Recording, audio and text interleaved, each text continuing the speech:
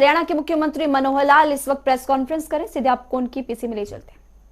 होगा तो कोई भरोसा ऐसा नहीं किया जा सकता कि इस प्रकार की सुरक्षा व्यवस्था को पुनः बहाल कर पाएंगे। तो इसलिए इसकी मैं निंदा करता हूं और ये जो षड्यंत्रकारी जो घटनाक्रम किया गया वहां पर, इस को किसी भी तरीके से कोई भी देश और दुनिया का कोई भी लोकतंत्र में विश्वास रखने वाला नेता ये स्वीकार नहीं करेगा, क्योंकि देश के प्रधानमंत्री जो कोई सामान्य व्यक्ति नहीं है। मैं समझता हूं कि आज तक के जितने प्रधानमंत्री हुए हैं उन सब में सबसे ज़्यादा लोकप्रिय ये प्रधानमंत्री हैं, क्योंकि इन्होंने देश के अंदर जितनी पुरानी समस्याएं थी, जितने ऐसे विषय थे जिनके ऊपर शायद प्रधानमंत्री जो पहले के रहे हैं उन्होंने हाथ लगाना भी स्वीकार नहीं किया होगा, उनको इन्होंने हल किया। यानी उदाहरण के लिए जम्मू कश्मीर के 370 के ऊपर कोई हाथ लगाने के लिए तैयार नहीं था। कितना बड़ा एक निर्णय लेकर के और 370 को निष्प्रभावी किया। राम जन्मभूमि जैसे मुद्दे को, जो यानी हजारों वर्ष का एक विवाद का विषय, कितनी उस पर लड़ाइयाँ भी हुई और देश के स्वतंत्र भारत के इतिहास का एक ऐसा बड़ा ये यानी विषय का निर्णय उन्होंने करके दिखाया और बहुत शांतिप्रिय तरीके से, कोई भी यानी किसी को खरोच भी नहीं आई है, तो राम मंदिर के निर्माण का रास्ता सुनिश्चित किया। इसी प्रकार जो यानी एक प्रकार से देश के प्रति प्रेम रखने वाले जो लोग हैं, उनके साथ जो विदेशी लोगों का आवागमन होकर के और उसमें व्यवधान डालने की या जो देशद्रोही गतिविधियां करने के लिए जो प्रेरित करते थे, उनको रोकने के लिए भी सीसीए का जो एक्ट बनाया। और भले उसका कुछ विरोध भी हुआ हो, लेकिन उसको राष्ट्रभक्त नागरिक हमेशा उसको पसंद करता है कि हाँ ऐसे सब जो काम जो राष्ट्र के हित में हैं ऐसे उन्होंने किए हैं। और बड़े बड़े स्थानों का जो पुनरुद्धार, बद्रीनाथ धाम का जीर्णोद्धार किया, केदारनाथ धाम का जीर्णोद्धार किया, काशी विश्वनाथ मंदिर का हमने देखा है, ये भी उन्होंने किया। इन चीज़ों को कोई हाथ लगाने के लिए तैयार नहीं था। तो इस प्रकार से करोड़ों लोगों के श्रद्धा के पात्र हमारे वर्तमान प्रधानमंत्री नरेंद्र मोदी जी, उनके साथ जब ऐसी घटना, शर्मनाक घटना होती है, तो ये किसी भी रूप से स्वीकार नहीं की जा सकती और ये मैं समझता हूँ कि ये निंदनीय है। तो आज की मुख्य विषय में तो मुझे इतना ही बताना था। मैं आज प्रातःकाल मनसा देवी माता जीवनदायिनी, रक्षादायिनी, वहाँ जा करके मैंने हवन यज्ञ भी किया और प्रधानमंत्री जी की दीर्घायु की कामना की, महामृत्युंजय मंत्र का पाठ किया। और उसके बाद भारतीय जनता पार्टी के सब नेता आज एक ज्ञापन दे करके भी आए हैं राज्यपाल महोदय को, और उसमें भी हमने उनसे आग्रह किया है कि राष्ट्रपति जी को निवेदन करें कि कठोर से कठोर कार्रवाई और पंजाब सरकार के खिलाफ ये होनी चाहिए। इसी प्रकार कुछ विषय जो और मैंने आपके सामने रखने हैं, उसमें एक विषय है, हमारे जो कांग्रेस के मित्र हैं, एक अविश्वसनीय जिसको कहना चाहिए एक मैगजीन के आंकड़ों के आधार पर जितना वो झूठ बोलने का काम उन्होंने कर रखा है शुरू में, और वो है CMIE की मैगजीन का वो आंकड़ा बार बार दे करके बेरोजगारी का विषय करते हैं। बेरोजगारी के बारे में जो मैं आज अधिकृत आंकड़े आपके सामने रख रहा हूँ, क्योंकि हमने आपको पता 3 वर्ष से परिवार पहचान पत्र ये जो है कार्यक्रम शुरू किया हुआ है और प्रदेश की पूरे परिवारों की जनगणना एक प्रकार से उसमें से होती है और सबका रजिस्ट्रेशन 98% का रजिस्ट्रेशन उसमें मैं कह सकता हूँ हो गया है। लगभग 2 या 3% ऐसे लोग हैं जो अभी किन्हीं कारणों से शायद उन्होंने नहीं उसको किया होगा, लेकिन समय आने पर मुझे लगता है वो भी करेंगे। तो उसका जो रजिस्ट्रेशन है उसका कुल आंकड़ा इस समय मैं आपको बताता हूँ कि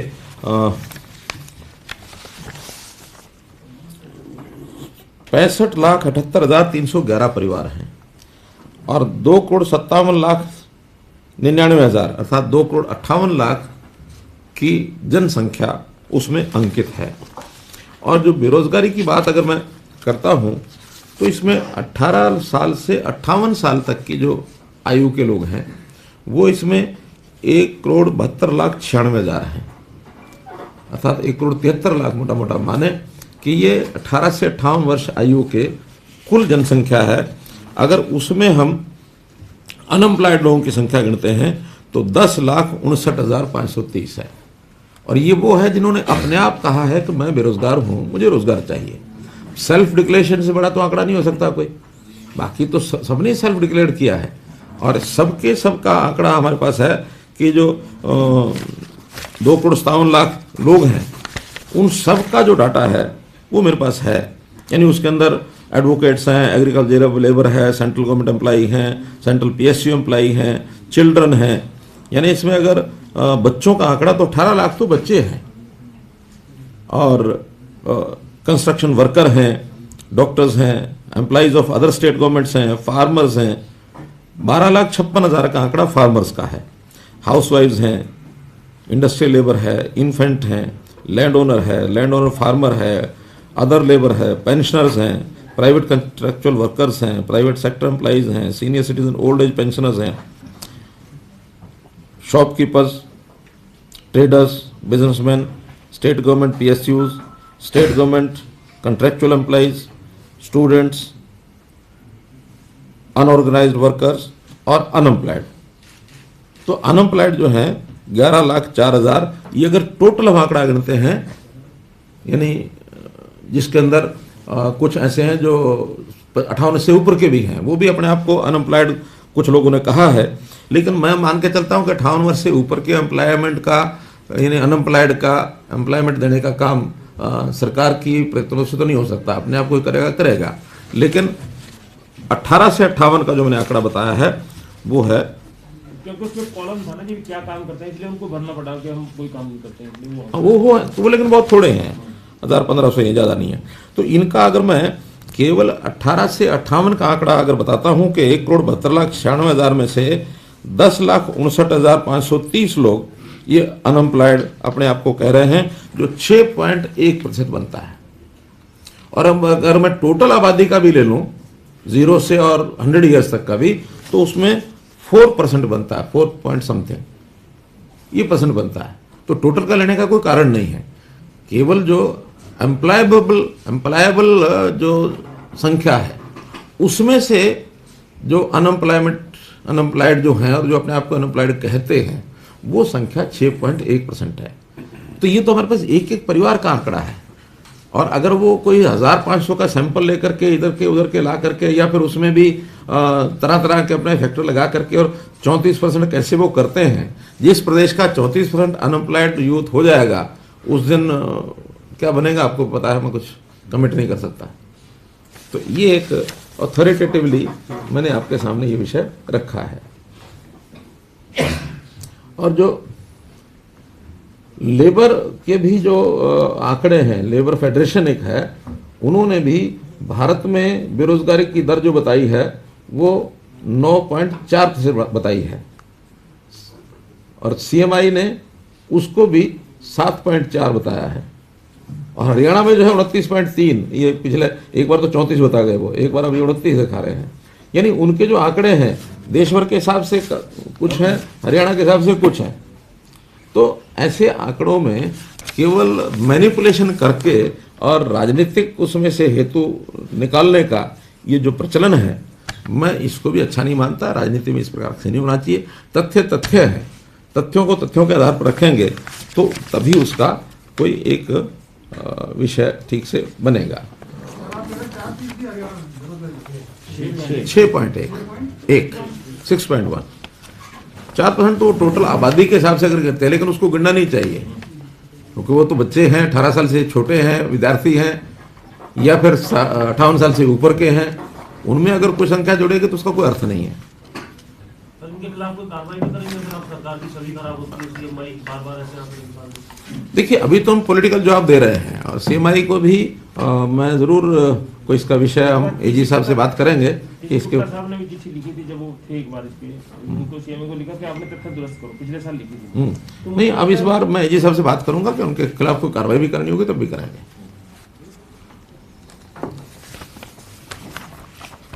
ऐसे ही एक आंकड़ा और आपके सामने मैंने रखना है अभी तक जो परिवार के अंदर दी गई दर्शाई डिक्लेयर्ड उसमें 3 फेज का हमने करा लिया है। जिन्होंने 25,000 रुपया इनकम भरी उनका भी 25 से नीचे, और फिर 50 से नीचे, फिर 75 से नीचे। अब 75 और 1 लाख के बीच का 4th फेज भी हमने उसको यानी वेरिफिकेशन के लिए भेजा है।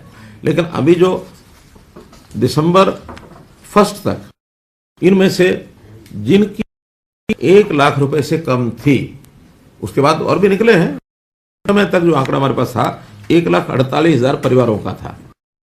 क्योंकि कोई 1,48,000 ही ऐसा नहीं है, और होंगे, निश्चित रूप से होंगे, लेकिन हमने उसमें से अपना काम शुरू करने के लिए इसी आंकड़े को लेकर आगे काम बढ़ाया था 1,48,333 परिवारों को।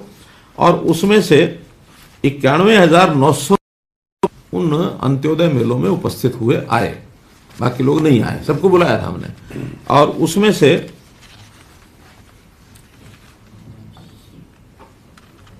58,200 परिवार अलग अलग विभागों ने उनको ले लिया है कि देंगे, बैंक से सहायता लेके देंगे, खुद अपनी सब्सिडी है वो देंगे, बाकी सब कुछ करेंगे। और शेष परिवार जो काउंसलिंग के लिए हमारी जो टीमें हैं, काउंसलिंग टीमें जिलों की, उनके प्रकार की स्कीम बैंक यानी अब डिपार्टमेंट की स्कीमों में, और इसके अलावा क्या काम कर सकते हैं उनसे। इसमें आउटसोर्सिंग की बात मैंने नहीं पूछी थी। हो सकता है कुछ लोग उसमें आउटसोर्सिंग की इच्छा व्यक्त करें, तो आउटसोर्सिंग में प्राइवेट नौकरी में भी जा सकते हैं, सरकारी में भी जा सकते हैं, जैसी आवश्यकता होगी वैसा करेंगे। और इसके अंदर से कुल जो स्वीकार कर लिए गए हैं इन 58,000 में से 27,600 परिवार तो ऐसे हैं उनको जो सहायता देनी है वो दी जा चुकी है, या अब वो बैंकों के माध्यम से बांटी जा रही है। लेकिन इस क्रम को हमने कहा कि जनवरी के, वैसे तो 7 तारीख तक, आज तक उन्होंने करना था, और आज के बाद दूसरा चरण हमने उसका अंत्योदय मेले का लगाना था, लेकिन केवल कोविड के कारण से किया है। अब जैसे ही कोविड की स्थिति ठीक होती है, 2nd फेज इसी का, उसमें जो पिछले परिवार रह गए वो भी तक 1 और परिवार आएंगे, उनको लेंगे। निश्चित रूप से कोविड के खत्म होने पर हम सोचते हैं 31 मार्च से पहले इसको हम पूरा करें, क्योंकि हमारा टारगेट 1 लाख परिवारों को सहायता देने का 31 मार्च तक का है। अगर ये कोविड बाधा नहीं बनता है तो इसको हम जरूर उस समय तक पूरा कर लेंगे।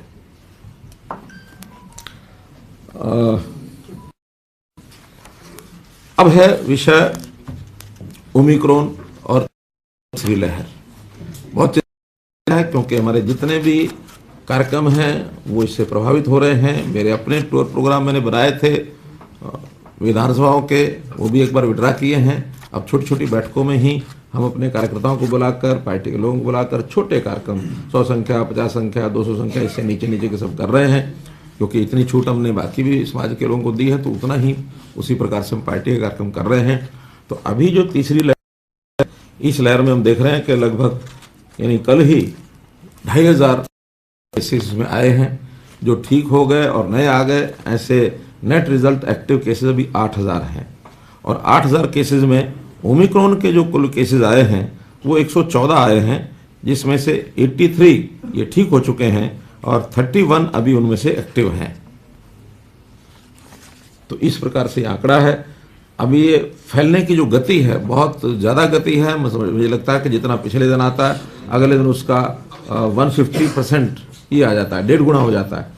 तो उस गति से जैसे बढ़ रहा है, अनुमान सब ये लगा रहे हैं कि ये 25 जनवरी के आसपास ये पीक पर पहुंच सकता है। लेकिन ये सब अनुमान है, एक्चुअल में कितने आएंगे। बराबर में हमने वैक्सीनेशन की गति भी अपनी बढ़ाई है। कल 15 से 18 वर्ष के जो लोगों का आंकड़ा था एक दिन का, वो भी मेरे पास आया है, मैं आपकी जानकारी के लिए वो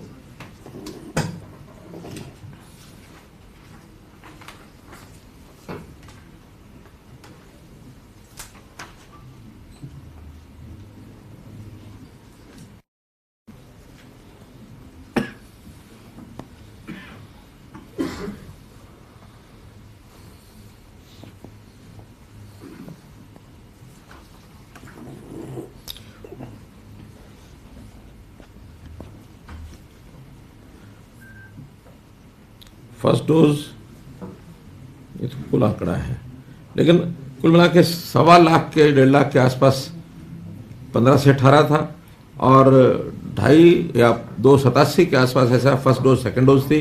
कुल मिलाकर 4.5 लाख के आसपास एक दिन में कल वैक्सीनेशन हुई है। तो ये वैक्सीनेशन का जो कुल व्याप है वो 4 लाख से ऊपर चल रहा है, और उसमें जो हमारे टेस्टिंग है वो भी कोई 35,000 40,000 की टेस्टिंग डेली चल रही है, और आवश्यकता पड़ने पर इसी गति को भी बढ़ाया जा सकता है। युवकों में काफ़ी उत्साह है, तो कुल मिलाकर 15.5 लाख के करीब 15 से 18 वर्ष के जो युवक हैं, हम बहुत जल्दी इन सबको वैक्सीनेशन का वो टीका लगा पाएंगे। सब व्यवस्थाएं कंट्रोल की गई हैं। कुछ जिलों में सख्ती थोड़ा ज़्यादा बरती गई है। 11 जिलों के अंदर सायंकाल 5 बजे 6 बजे तक अब कर दिया उनका टाइम, और वहाँ के जो मॉल्स हैं उनका भी यही समय रहेगा। शादियों पर या जो गैदरिंग होती है उस पर भी थोड़ा कंट्रोल किया गया है। आने वाले समय में प्रतिदिन हम इसका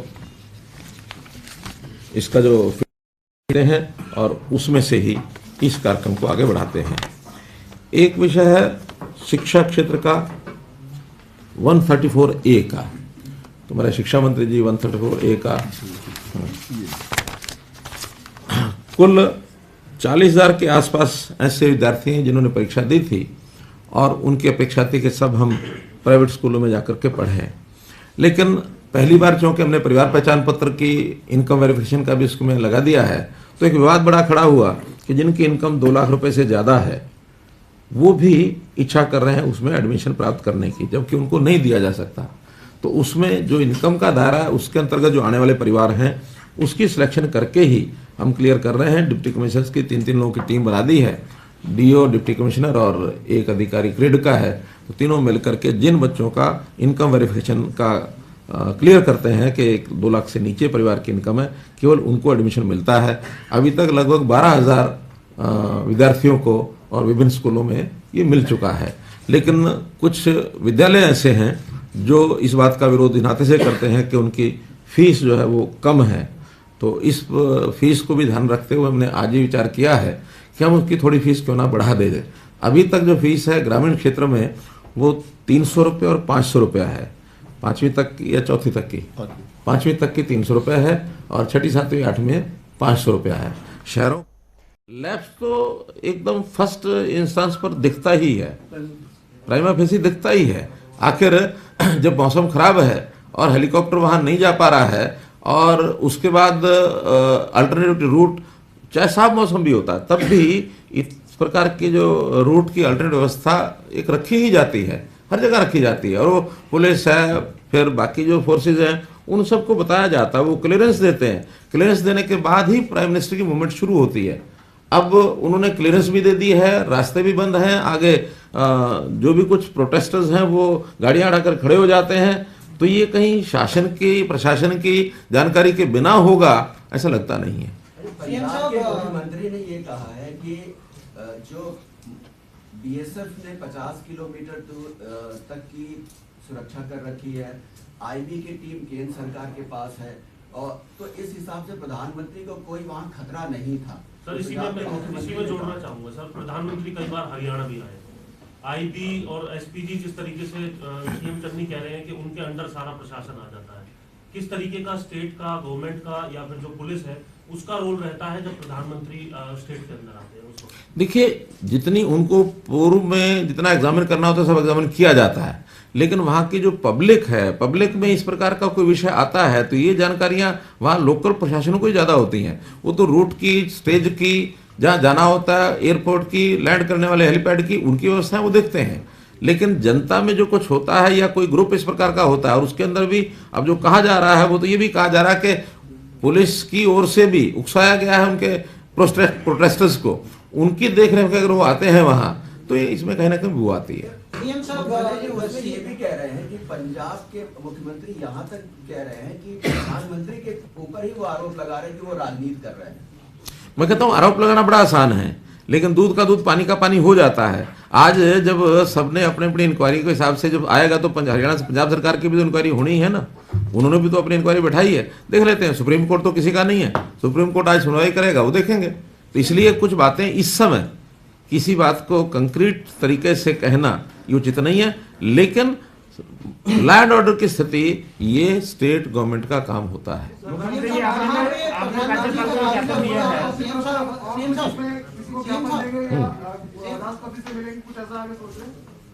आज हम गवर्नर साहब को ज्ञापन देकर के आए, गवर्नर साहब को ज्ञापन देकर के आए हैं।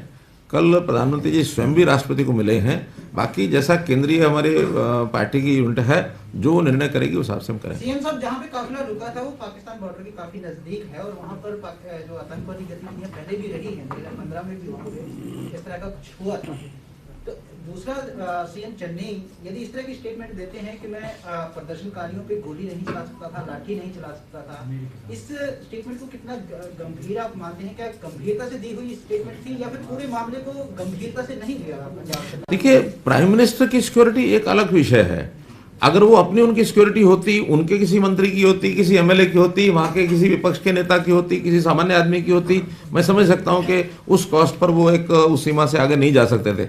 लेकिन जहां प्राइम मिनिस्टर का विजिट होगा, हर दृष्टि से उनको ये विषय कोई भी किसी सीमा तक जाना भी चाहिए। और मैं कहता हूं अगर नहीं था तो प्राइम मिनिस्टर का कोई एक दिन में अचानक दौरा नहीं बना। प्राइम मिनिस्टर का दौरा तो बहुत पहले बन जाता है। ये विषय उस समय उनको उठा करके प्राइम मिनिस्टर से बात करनी चाहिए थी कि मैं नहीं कंट्रोल कर सकता अपनी जनता को।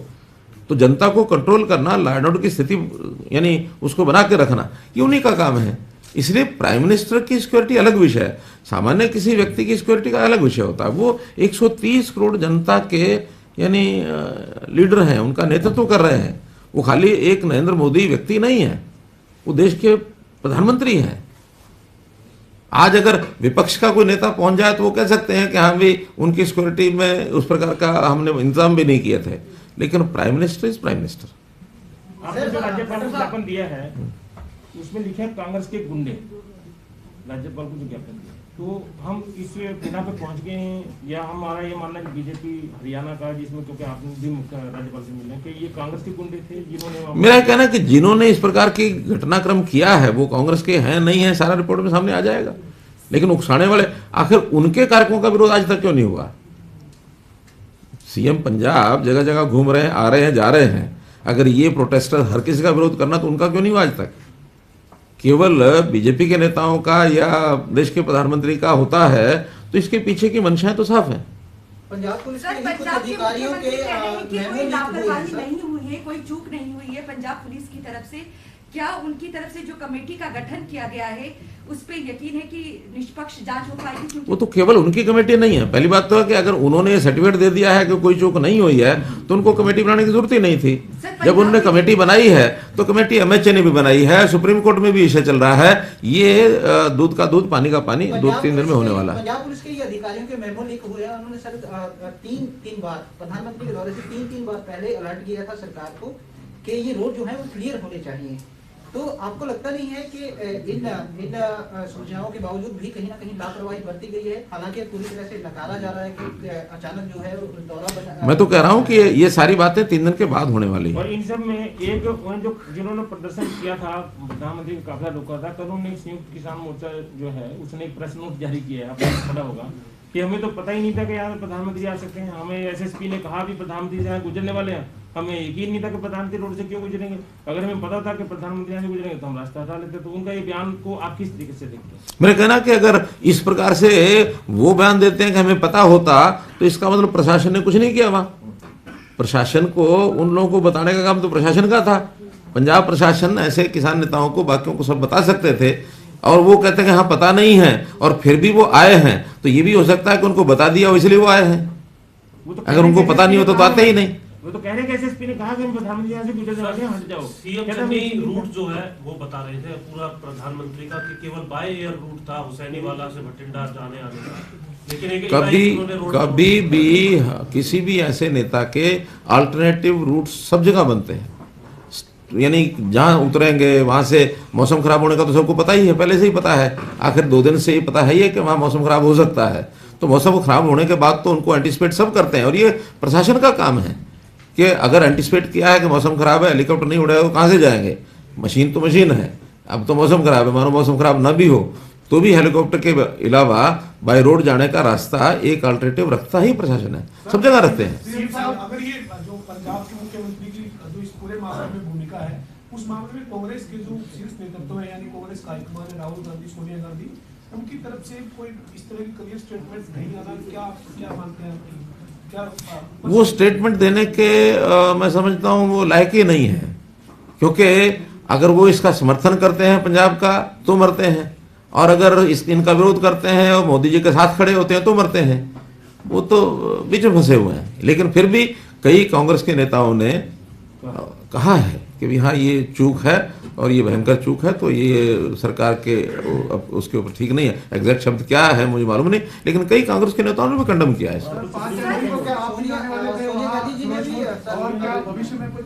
नहीं, 5 को मेरा कार्यक्रम यहीं से ऑनलाइन जुड़ने का था, बल्कि हम लोग सारा वो दृश्य देख रहे थे कि जैसे सभी मुख्यमंत्री, इवन चन्नी खुद भी ऑनलाइन ही उस कार्यक्रम में भाषण देने वाले थे, लेकिन हम देख रहे थे कि वो बैठे बैठे उठ करके जा रहे हैं, आ रहे हैं, जा रहे हैं, आ रहे हैं। कोई ना कोई उनके वहाँ लेवल के ऊपर कहीं कोई इस प्रकार का सेंसिटाइजेशन कोई ना कोई ऐसा मुझे लगता बना हुआ था, जिसके कारण से उनको परेशानी कोई हो रही थी। अब वो उसको सपोर्ट कर रहे थे या कुछ ठीक करने की कोशिश कर रहे थे, लेकिन वो अनईजी थे, और अनईजीनेस में कुछ भी अंदाजा लगाया जा सकता है। सर, पंजाब डीजीपी और मुख्य सचिव भी प्रोटोकॉल के तहत रिसीव करने नहीं गए प्रधानमंत्री को, तो कैसे देखते हैं आप इस पूरे घटनाक्रम को? नहीं, उनको जाना ही चाहिए।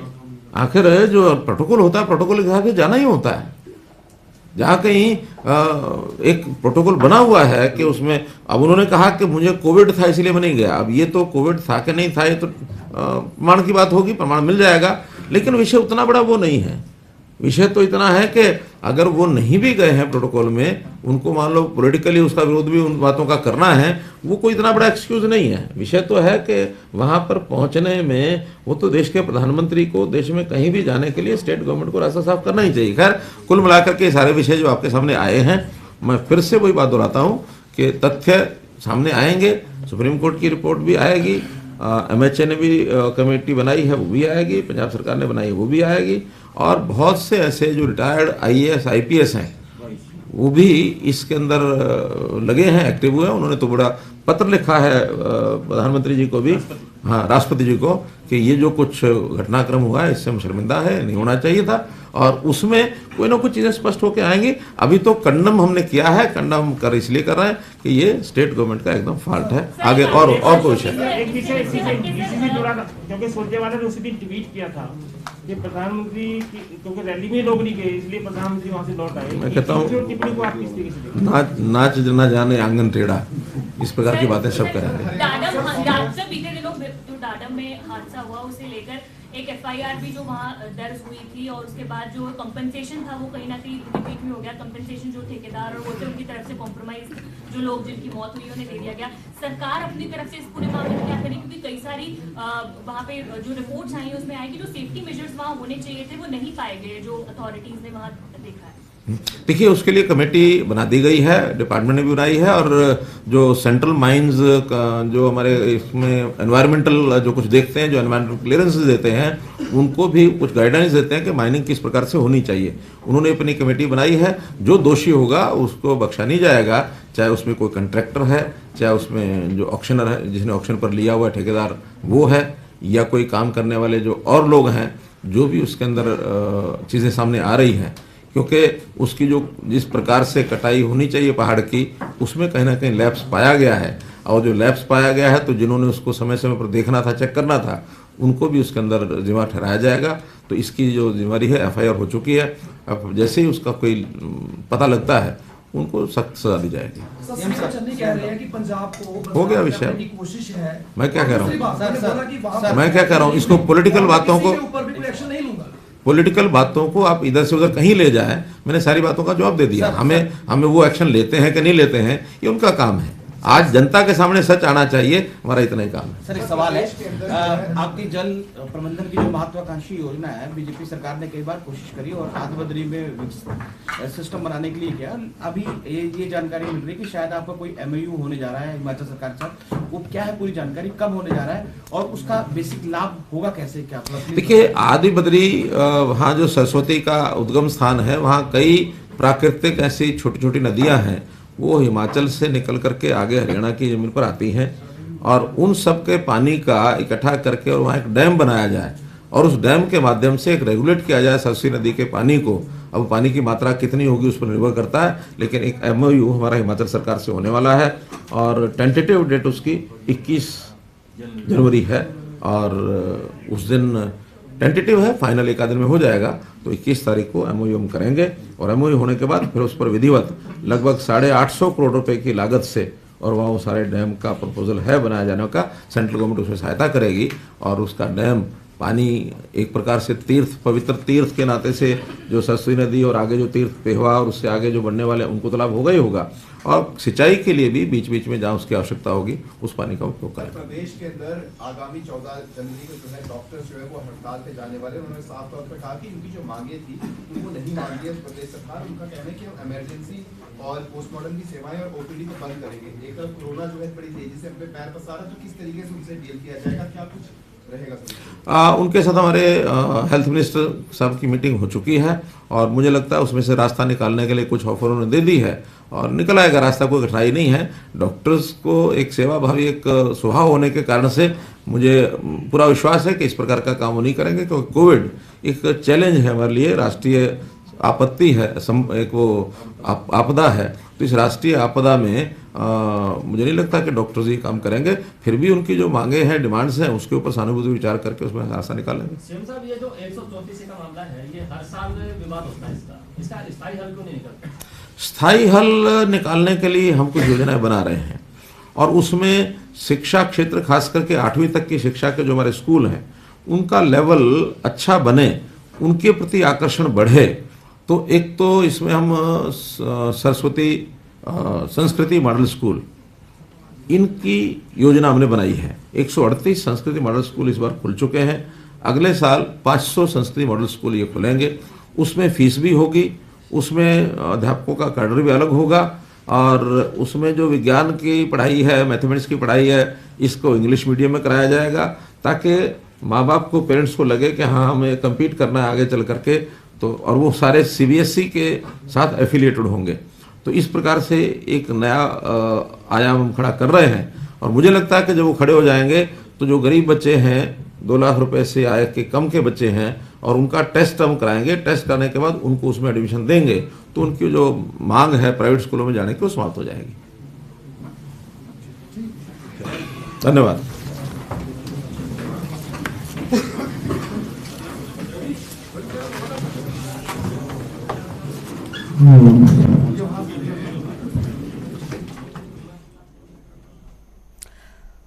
तो मुख्यमंत्री मनोहर लाल के प्रेस कॉन्फ्रेंस आप यहां पर सुन रहे थे। प्रधानमंत्री नरेंद्र मोदी की सुरक्षा में हुई चूक के मामले को लेकर आज हरियाणा बीजेपी के नेताओं ने आज राज्यपाल से मुलाकात की, ज्ञापन भी सौंपा जिसकी अगुवाई मुख्यमंत्री मनोहर लाल ने की है और साथ ही उसके बाद इस प्रेस कॉन्फ्रेंस को उन्होंने संबोधित किया और साथ ही पंजाब सरकार पर भी सवाल यहां पर उठाए गए कि आखिरकार प्रधानमंत्री का जब वहां पर काफिला पहुंचा तो आखिरकार पर्याप्त सुरक्षा जो है वो क्यों मुहैया नहीं करवाई गई। खराब मौसम की वजह से जो प्रधानमंत्री का काफिला था वो बाय रोड जा रहा था। तो मुख्यमंत्री मनोहर लाल ने क्या कुछ कहा, एक बार फिर सुनिए आप। देश के हमारा एक लोकतांत्रिक देश है और दुनिया का सबसे बड़ा लोकतांत्रिक देश है और सबसे बड़े लोकतांत्रिक देश के शासकीय मुखिया हमारे प्रधानमंत्री श्री नरेंद्र मोदी जी का जिस प्रकार से पंजाब में जो एक कार्यक्रम के अंदर अवरोध पैदा करने की जो चेष्टा की है और उसमें अवरोध पैदा भी हुआ है। किसी इतने बड़े देश के प्रधानमंत्री का किसी एक राज्य में इस प्रकार से अवरोध पैदा किया जाए तो ये निंदनीय है। इसको किसी भी सूरत में स्वीकार करना मैं कहता हूं मूर्खता होगी। तो इसलिए इसकी निंदा के साथ साथ मैंने तो पंजाब में जो वर्तमान सरकार है उसको बर्खास्त करने की अपील भी की है और राष्ट्रपति शासन लगा करके ही और वहां के चुनाव होने चाहिए, क्योंकि चुनाव में आखिर सब पार्टियों के बड़े नेता भी आएंगे। देश के प्रधानमंत्री, क्योंकि उन्होंने स्वयं कहा है कि इस कार्यक्रम को मैं पोस्टपोन करता हूं और इसमें दोबारा से कार्यक्रम करने के लिए जरूर आऊंगा, तो कोई भरोसा ऐसा नहीं किया जा सकता कि इस प्रकार की सुरक्षा व्यवस्था को पुनः बहाल कर पाएंगे। तो इसलिए इसकी मैं निंदा करता हूं और ये जो षड्यंत्रकारी जो घटनाक्रम किया गया वहां पर, इस को किसी भी तरीके से कोई भी देश और दुनिया का कोई भी लोकतंत्र में विश्वास रखने वाला नेता ये स्वीकार नहीं करेगा, क्योंकि देश के प्रधानमंत्री जो कोई सामान्य व्यक्ति नहीं है। मैं समझता हूं कि आज तक के जितने प्रधानमंत्री हुए हैं उन सब में सबसे ज्यादा लोकप्रिय ये प्रधानमंत्री हैं, क्योंकि इन्होंने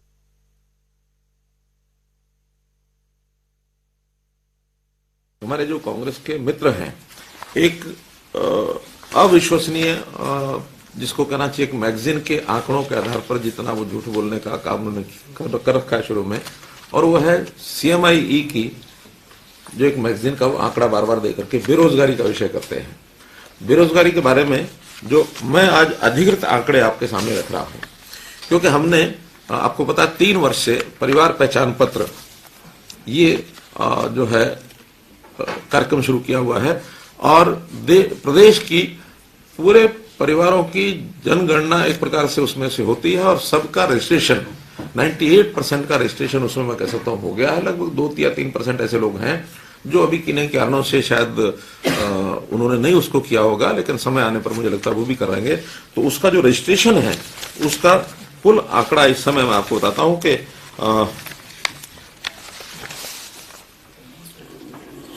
65,78,311 परिवार हैं और 2,57,99,000 अर्थात 2,58,00,000 की जनसंख्या उसमें अंकित है। और जो बेरोजगारी की बात अगर मैं करता हूं तो इसमें 18 साल से 58 साल तक की जो आयु के लोग हैं वो इसमें 1,72,96,000 हैं, अर्थात 1,73,00,000 मोटा मोटा माने कि ये 18 से 58 वर्ष आयु के कुल जनसंख्या है। अगर उसमें हम अनएम्प्लॉयड लोगों की संख्या गिनते हैं तो 10,59,530 है। और ये वो है जिन्होंने अपने आप कहा है कि मैं बेरोजगार हूं, मुझे रोजगार चाहिए। सेल्फ डिक्लेरेशन से बड़ा तो आंकड़ा नहीं हो सकता कोई, बाकी तो सबने सेल्फ डिक्लेयर किया है और सबके सबका आंकड़ा हमारे पास है।